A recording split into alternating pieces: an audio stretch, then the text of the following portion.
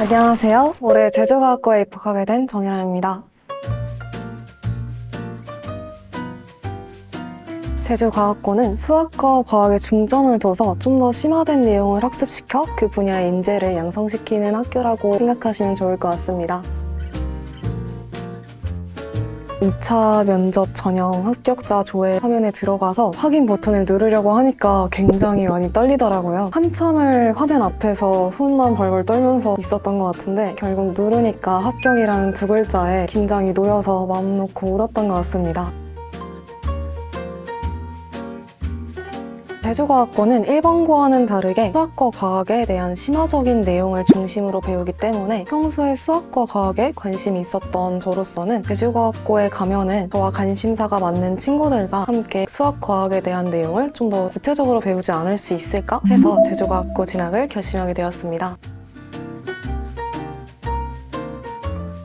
제주과학고에서는 인성이랑 내신을 보기 때문에 평소에 연장을 하기도 하고 모학생상을 받기도 하면서 인성적인 부분을 챙겼고요. 그리고 내신 같은 경우에는 학교 기본적인 시험이라던가 수행평가 같은 데는 집중을 해서 내신도 3학년 1학기까지 챙길 수 있도록 했습니다. 면접은 중학교 1학년부터 3학년까지의 수학과학 내용으로 심사위원분들이 문제를 내주시면은 즉석에서 문제에 대한 답변을 해야 되는데요. 이게 아무래도 면접이다 보니 공부를 하면서 막히는 문제가 있다면 그 문제에 대한 풀이를 스스로에게 설명하는 것처럼 이야기를 하면서 공부하니까 쉽게 공부되었던 것 같습니다.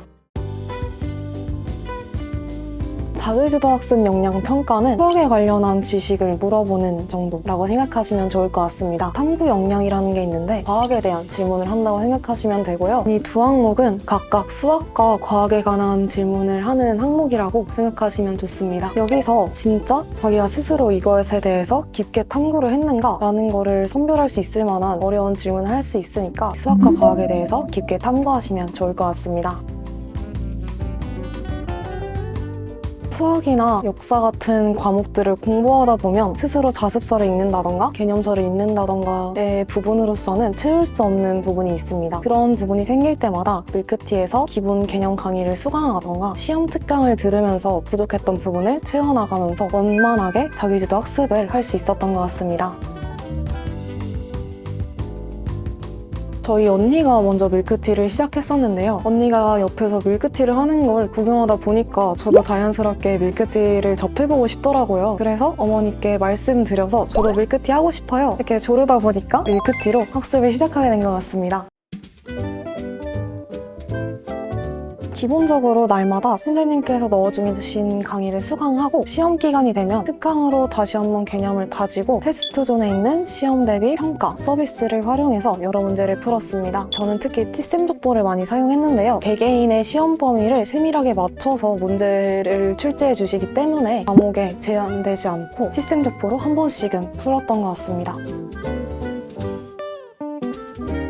이북 모의고사라는 거를 추천하고 싶습니다. 이북이라고 밀크티 전용 교재가 있는데 단원평가나 시험처럼 25문제 정도로 구성되어 내 실력을 미리 테스트해볼 수 있는 제도이기 때문에 이북 모의고사라는 거를 추천하고 싶습니다. 수학과 과학 같은 경우에는 교과서를 한번 읽은 다음에 개념 인강을 쭉 듣기에는 시간이 모자란 부분이 있는 것 같아요. 그럴 때마다 저는 수학과학 특강을 들으면서 모자랐던 개념들을 다시 보충했습니다. 그 중에서 특히 과학 특강 중에 김세별 쌤의 과학 특강이 있는데 샛별쌤이 되게 재밌고 짧지만 중요한 부분은 다 설명해 주셔서 그 부분이 굉장히 도움이 됐던 것 같습니다. 샛별쌤이 재밌게 이끌고 가주시기 때문에 샛별쌤의 과학 특강 한번 들어보셨으면 좋겠습니다.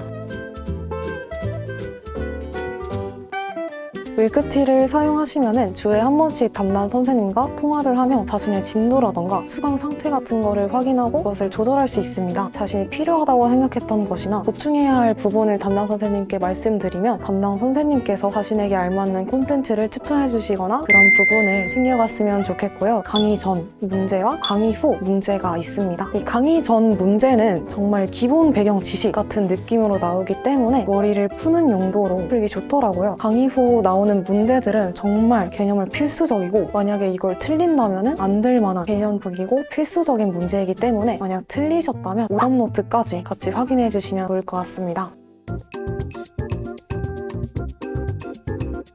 밀크티에서 성적 우수 장학생 제도로 장학금을 받았을 때인 것 같습니다. 시험 준비를 하다 보면 시험 기간이 굉장히 힘들기도 한데 시험은 3일 만에 끝나니까 저 같은 경우도 시험을 보고 난 다음에는 허무감이 들어서 아쉬웠던 것 같습니다. 그런데 이 밀크티 성적 우수 장학생 제도를 통해서 우수상을 신청한다던가 올백상을 신청해서 상을 받고 나니까 내가 이번에 잘했나 보구나 라는 생각을 할 수도 있고, 만약에 성적이 높지 않으신 분들도 평균 5점만 올리면은 상을 받을 수 있으니까 그런 부분에서 또 동기부여를 받을 수 있어서 굉장히 좋은 제도인 것 같아 기억에 남았던 것 같습니다.